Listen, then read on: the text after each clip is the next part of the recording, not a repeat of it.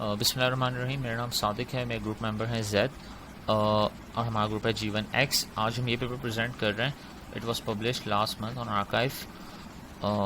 Okay, so आप में से जिन लोगों का मेडिकल का बैकग्राउंड है या वैसे आपने देखा होगा कि लैब्स के अंदर स्लाइड्स होती हैं, right? So those slides are digitized and they are stored in a digital format. This field is called digital pathology. These images are called whole slide images. The problem is they are pretty big. So on average they are 1 GB with 100,000 by 100,000 pixels. For context, you would remember MNIST was 28 by 28, right? Of course, when you want to do segmentation, you want pixel level annotations, and getting hold of medical people to annotate such huge images is a big challenge. But of course, this is a very hot field in research right now, and also a lot of work is being done in the industry. So this paper is about weakly supervised learning. So let me just explain it quickly. So ये image आप लोगों ने पहले भी देखी हुई है. Classification is simply when you have image level label available at training time and you want to predict image level labels at testing time, right? Similarly, for localization and object detection, you need bounding boxes, and for segmentation, you need pixel level annotation. You would notice that as you go from left to right, the cost of annotation increases. Also, if you look at publicly available data sets, so the size of the publicly available data sets is pretty huge for these problems, but not so much for this, right? So this is where weak supervision comes in to help. Weak supervision says कि आप हमें image level labels दे दें, ठीक है, at training time, but we would still be able to predict either bounding boxes or even going one step ahead and predict pixel level prediction, right, at prediction time. So one way to do is it's multiple instance learning, which is used in this paper. Problem statement is simple enough. So हमें image के label given है at training time, and we want to build a system जो कि ना सिर्फ उसका label predict करे but also highlight करे कि कहाँ पर cancer मौजूद है. The system is called CLAM, which Zad will go over in a minute. Let me just show you the major contribution of this paper. So one thing is weak supervision, which I have already explained. By multi-class subtyping, we mean that they have shown their result on multi-class classification problem as well. Let me show you what I mean by adaptability. So the model is trained on standard whole slide images, but when it was tested on cell phone microscopy images, it is still performed pretty better. Even though the image have distinct features, right? It is some data is missing or circular form में है, but still the model's performance was pretty good. Also, you need these systems to be data efficient. तो medical data बहुत ज़्यादा available होता नहीं है, तो you want system जो कि थोड़े डेटा के ऊपर भी ट्रेन होकर बहुत अच्छा परफॉर्म करें. And here you can see that when the model was train on 75% of data और even when 50% of the data, the model's accuracy was still comparable. Lastly, interpretability is very important. So on the left एक image हमने annotate करवाई हुई है from a medical expert. This is only shown for demonstration. ये information कभी भी training के दरमियान नहीं यूज़ हुई है. And on here you can see the prediction from the model, and you can see that model is performing pretty good. Even though when the structure is pretty complex, the model is still able to highlight the regions which are being annotated by the medical expert. So like I said, all these guys are doctors who are the authors of the paper, so they have focused a lot on interpretability in this paper. For dataset details, I can discuss them in detail offline. But basically they have shown their results on 3 types of cancers: RCC, NSCLC, and breast cancer.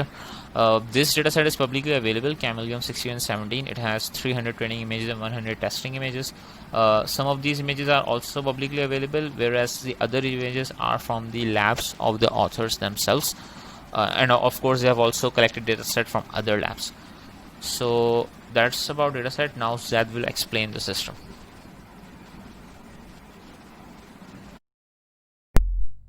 Hello everyone. So I'll be presenting the whole strategy and pipeline that these guys use for training these weakly supervised model.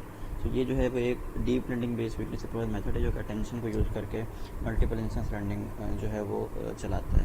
MIL is one way of doing weekly supervise learning. इसके और भी तरीके होते हैं, लेकिन MIL is one way जो weekly supervise learning में बहुत ज़्यादा पॉपुलर मेथड है. ट्रेडिशनली दूसरे तरीके से होता था, लेकिन ये डीप लर्निंग के थ्रू भी अटेंशन के जरिए लास्ट ईयर इंट्रोड्यूस हुआ था. अराउंड 2018 में 2 साल पहले इंट्रोड्यूस हुआ था. इस अटेंशन के अलावा इन लोगों ने क्लस्टरिंग यूज़ किया, जिसका मकसद आगे जाके by the end of the slides you will get to know. And then it's very general purpose. ये डिफरेंट तरह के डायग्नोसिस के लिए क्लैम यूज़ हो सकता है. Now, why they use attention, why they use clustering, we will go into these details next. So in order to understand how these work, you have to have a big picture in your mind. CLAM 6 steps लेकर चलता है पूरी चीज़ों को. पहले ये पूरी अपनी बड़ी होल स्लाइड इमेज को 256x256 के मुख्तलिफ पैचेस में तोड़ता है. इसकी रीजनिंग मैं आगे बताऊंगा. फिर ये फीचर्स निकालता है, pre trained models, and then उन फीचर्स को अटेंशन के मॉडल में पास करता है. और हर पैच के लिए अटेंशन इसको लर्न करता है और उसकी एग्रीगेशन से फिर वो स्लाइड लेवल पर एक रिप्रेजेंटेशन लर्न करता है और उसके लिए फिर प्रोटेक्शन आगे जाके होती है. और क्लस्टरिंग के अंदर भी उसी फीचर्स उन्हीं फीचर्स को पास करता है जिससे वो एक लीनियर सेपरेटर लर्न करने की कोशिश करता है, ताकि ये अंदाज़ा हो जाए कि अगर एक लेट से ट्यूमरस लेट से स्लाइड है तो उसमें कौन से ट्यूमरस पैचेज और कौन से नॉन ट्यूमरस पैचेज उनके दरमियान एक लीनियर सेपरेटर लर्न करने की कोशिश की जाए. अच्छा, ये इट स्टार्ट्स द सेगमेंटेशन. तो एक बड़ी इमेज होती है उसको 256x256 के लेट से मल्टीपल पैचेज में तोड़ता है. ये करते इसलिए कि ये ML फॉर्मुलेशन इसी पे बेस करती है. आप पे जिन लोगों को ML का पता है उन्हें अंदाजा है कि एक बैग होता है और उसमें पर इंस्टेंसेस होते हैं. सो वी हैव, हमारे पास बैग लेवल पे लेबल होता है, इंस्टेंस लेवल पे लेबल नहीं होता, तभी इसको वीकली सुपरवाइज लर्निंग कहा जाता है. तो इमेजिन कि ये होल स्लाइड इमेज जो है ये एक बैग है, इसका लेवल हमें पता है कि ट्यूमरस है, ट्यूमरस नहीं है लेट से. और जो पैचेज हैं 256x256 के, ये आपके पास इंस्टेंसेस हैं, इनके लेबल आपके पास नहीं है. तो अगर तो बैग का लेबल जो है वो पॉजिटिव है, जिसका मतलब ये कि एटलीस्ट कोई एक इंस्टेंस तो ऐसा होगा जिसका जो खुद ट्यूमरस होगा. और अगर बैग का लेबल ही नेगेटिव है तो वी कैन सेफली अज्यूम के कोई भी इंस्टेंस ऐसा नहीं है जो ट्यूमरस है. ठीक है, तो ये ML की बड़ी सेफ असम्पशन होती है. अच्छा, ये करते कैसे हैं? तो अगर आप राइट टू लेफ्ट इसको देखें तो ये पहले एक जो पैचेज आपने, अच्छा कीप इन माइंड कि हम एक इमेज की बात कर रहे हैं और उसके मल्टीपल पैचेज हमने निकाले हैं. तो लेट से एक इमेज उसके 100 पैचेज निकल गए. आपने हर पैच को एक प्री ट्रेंड मॉडल लेट से लेस देन 50 से गुजारा और आपने उसके प्री ट्रेंड मॉडल से आपके उसके फीचर्स आ गए. ठीक है, those features are good enough, right. अब आप उन फीचर्स को लेते हैं और उन्हें अटेंशन के मॉडल को पास करते हैं. अटेंशन का मॉडल बहुत स्ट्रेट फॉरवर्ड सा है. अटेंशन मॉडल में 2 लेयर्स हैं यहाँ पे जो कि फॉर एवरी क्लास शेयर हुई हुई हैं. So you have to understand कि there n parallel attention branches हैं for n where n is your number of classes. So let's say it's a 3 class problem, तो आपके 3 पैरेलल ब्रांचेज होंगी, हर एक के अंदर 2-2 लेयर्स होंगे, and those layers are shared. Just keep in mind this. तो ये जो है वो उस पर हर पैच को जो है बारी बारी करके हर क्लास की अटेंशन ब्रांच से गुजारता है, एंड वो हर पैच के लिए क्लास लेवल पर अटेंशन को लर्न करने की कोशिश करता है. फिर वंस वो अटेंशन को लर्न कर लेता है तो उसके बाद उसकी एग्रीगेशन होती है और उससे स्लाइड लेवल पर एक रिप्रेजेंटेशन लर्न करता है और फिर स्लाइड लेवल को आगे गुजारता है एक और लेयर से, जिससे वो बाकायदा क्लास के लेवल पे प्रोडिक्शन होती है कि स्लाइड की इस क्लास की प्रोबेबिलिटी क्या है. अगर इसकी मैथमेटिक्स में देखें तो this is very simple straight forward equations. तो ये जो आपको V और U के वेरिएबल्स दिख रहे हैं ये आपके पास अटेंशन लेयर के वेट्स हैं, एंड योर H सब K is basically those features जो कि रेस्ट 50 से आ रहे हैं लेट से. तो ये उसको जो है वो आपकी 2 लेयर से गुजारता है, एंड देन उसको एक और ये आपको WA, दिख रहे हैं बेसिकली क्लास लेवल पे जो मैट्रिसेस बनी हुई हैं उसके जो लेयर्स हैं उसके लेबल्स हैं. और फिर ये इसको नॉर्मलाइज कर रहा है. आज ये नॉर्मलाइज इसलिए कर रहा है कि आपके पास 0 से 1 के दरमियान आपके पास जो है ना वो अटेंशन स्कोर हैं. So your A variable A sub K, is basically representing the attention score of kth patch for mth class, right. तो let's say if K is 1 and M is 2, so I can say कि first patch की second class का attention score ये है. तो इस तरह हर पैच के लिए हर क्लास का अटेंशन स्कोर होगा. So you will have A KM for every patch for every class, right. One से आपके पास ये अटेंशन स्कोर आता है तो फिर ये क्या करता है कि फॉर एवरी क्लास वो स्लाइड लेवल पर उसकी एग्रीगेशन करता है. तो अब इधर एंड में जो सम हो रहा है H सब स्लाइड M को कैलकुलेशन के लिए वो सम यही कर रहा है कि फॉर एवरी क्लास क्या फॉर एवरी पैच जाता है और हर पैच का फॉर दैट स्पेसिफिक क्लास उसको उसके अटेंशन स्कोर से उसके पैच को मल्टीप्लाई करता है और स्लाइड लेवल पर उस क्लास की रिप्रेजेंटेशन लर्न करता है जो कि H सब स्लाइड M के अंदर है. So for every class you will have H सब स्लाइड M, राइट. फिर ये होता है कि ऑब्वियसली आपके पास ये H सब स्लाइड M के अंदर तो स्लाइड लेवल पर क्लास की रिप्रेजेंटेशन है. अब आपने तो जो है ना वो इस पर प्रोटेक्शंस देनी है, राइट. तो आप जब उसको क्लासिफिकेशन फुली कनेक्टेड लेयर से गुजारते हैं तो फुली कनेक्टेड लेयर के अपने वेट्स हैं WC M, वहाँ से गुजारने के बाद आपके पास फाइनली एक स्कोर आता है जो कि बताता है कि इस स्लाइड की इस क्लास में होने की प्रोबेबिलिटी या सॉरी इस स्लाइड में होने का स्कोर क्या या नॉर्मल स्कोर होगा ऑब्वियसली क्योंकि फुली कनेक्टेड लेयर है. वंस इस सब क्लासेस के जब स्कोर आ जाते हैं तो लेट्स से for every slide you will let's say 3 classes for every slide you will have 3 score. आप उसे सॉफ्टवेयर लेयर से गुजारते हैं ताकि आपके पास नॉर्मलाइज आ जाए और फिर आप उसके बाद स्लाइड लेवल प्रोडिक्शन कर लेते हैं. एंड जो प्रोडिक्शन होती है उसका फिर लॉस कैलकुलेट करते हैं नॉर्मल क्रॉस एंट्रोपी लॉस से क्योंकि आपके स्लाइड लेवल पर तो लेवल अवेलेबल है. This is how the attention. और ये जो अटेंशन को पीछे लर्न हो रहा है ये बेसिकली आपकी बताएगा कि कौन सा पैच आपके लिए इंपॉर्टेंट है बेसिकली, और आगे जाकर उससे विजुअलाइजेशन वगैरह भी परफॉर्म होती हैं. अच्छा, एक तो टेंशन हो गई इसके अंदर. दूसरा ये क्लस्टरिंग परफॉर्म करते हैं. क्लस्टरिंग इसलिए करते हैं कि जो आपके पास पैचेज हैं तो आप ये जानना चाहते हैं कि आपको पता हो कि यार कौन कौन से पैचेज इस ट्यूमर के लिए इंपॉर्टेंट है, इस लेबल के लिए इंपॉर्टेंट है, और कौन से पैचेज इंपॉर्टेंट नहीं है। You try to learn a linear separator between them, right. तो आप क्या करते हैं कि आप इसको एक क्लस्टरिंग लेयर से गुजारते हैं। इसका नाम क्लस्टरिंग लेयर है क्योंकि इसके अंदर 2 न्यूरॉन्स ही डालते हैं and where each neuron depends on cluster, right. तो हर क्लास के आगे ये क्लस्टरिंग लेयर लगती है पैरेलल के अंदर।